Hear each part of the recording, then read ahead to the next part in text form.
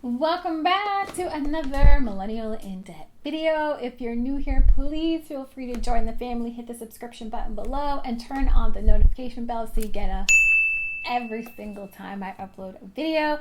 So this video is not going to be about finances, and it's not going to be about teaching. Is there another piece or part of me that I'm going to share? The answer is yes. So I've shared videos on this topic in the past. If you haven't seen them, I've linked them below, and they'll also be in the little eye YouTube thing that pops up. So this video is going to be about my journey with PCOS. I'm going to try not to repeat too much of what I've already stated in previous videos. I'm only doing this video because of a couple of conversations that I've had with friends recently, and just like a lot of stuff going on in my own personal life. So if you do not know, PCOS is Polycystic Ovarian Syndrome. It affects quite a few women. It complicates a lot of things in our lives. And it really makes, getting pregnant and having a full-term healthy pregnancy difficult. It's not impossible. It just makes it very difficult. I've had PCOS since I was 20 years old, so about 12 years now. And some years are better than others. Some years I'm like dominating and I'm thinking I've got it under control and I'm kicking its, butt. And then other years, like this one, I am at the mercy of the PCOS gods and just trying to get through. So I've talked about like dating with PCOS. I've talked about the vitamins, supplements, and herbs that I've tried with PCOS, different diets I've tried. It's been 12 years. It's been a lot. So 2019 was a good PCOS year for me. I was able to ovulate and have a period 6 times, so 6 months out of the year. And I know that sounds like it's not that great, it's a 50% average, but getting a period pretty much every other month is phenomenal for someone with PCOS, because there are times where I can go 6 months without a period and I'm like freaking out the whole time, like I have been in 2020.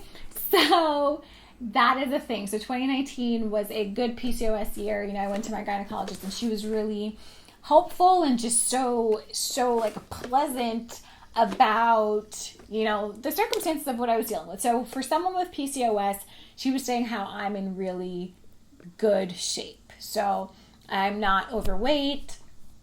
I'm not dealing with acne issues. I'm not dealing with hair growing in a lot of places. I'm not insulin resistant. The only real issue that I have as someone with PCOS on paper anyway is that I do not get periods regularly, and it's hard to track a period for me.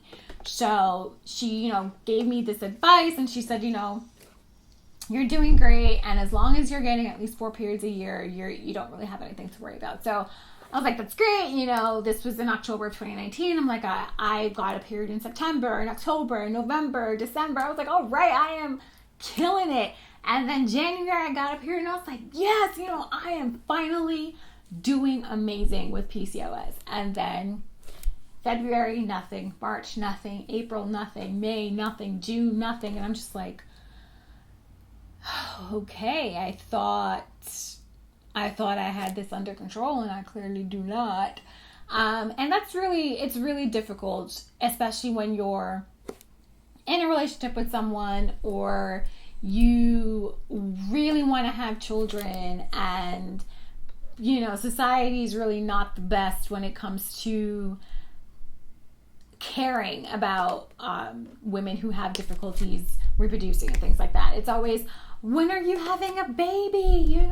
You're getting older. You want to settle down and start a family. And it's like, yes, Aunt Barbara, I do want to have kids and I do want to settle down and start a family, but my body doesn't want to, do what it's supposed to do. And that's the thing with PCOS. I find that there are moments where I feel so non-feminine.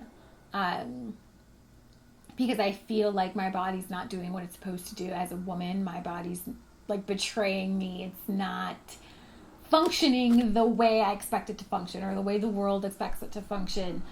or the way I was taught that it's supposed to function. So those times and moments can be really sad and disappointing, month after month after month.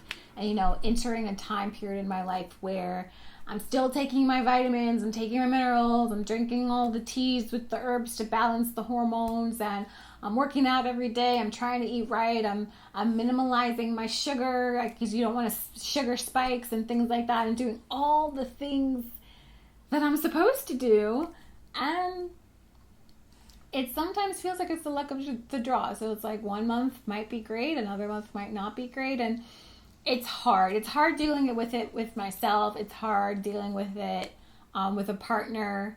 You know, people with PCOS, you definitely want to find a partner who's patient and caring and understanding, because it gets not only just lonely, but so frustrating and very sad, especially when it's something you want and you can't get it. You can't achieve it because or you can't achieve it as easily, because it's just, you know, your body's doing what it's doing. And I've gotten a lot of like positive reaffirmation from friends and family, and they're like, you know, I had PCOS and I got pregnant and I had a baby, and you'll be fine. You're so healthy.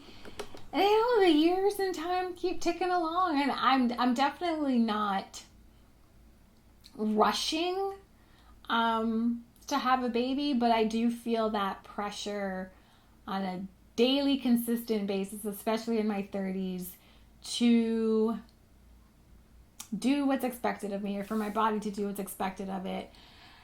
And I don't know what's gonna happen.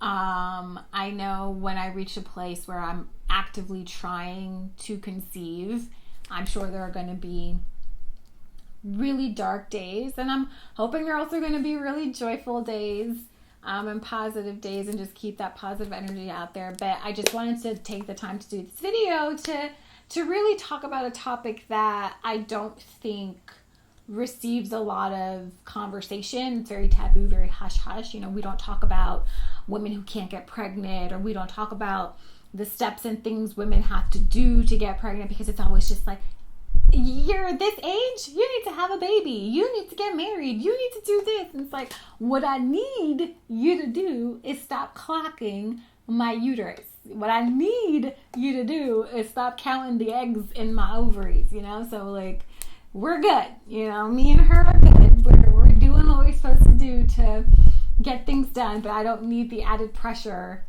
from y'all. And I don't mean my subscribers, because y'all are great, but like from family or friends saying, you better do this. You know, if I didn't want to monetize this video, I'd stick the finger up. But it's just, you know, PCOS is hard. There's no cure. It's a very fickle condition that does with your body what it wants.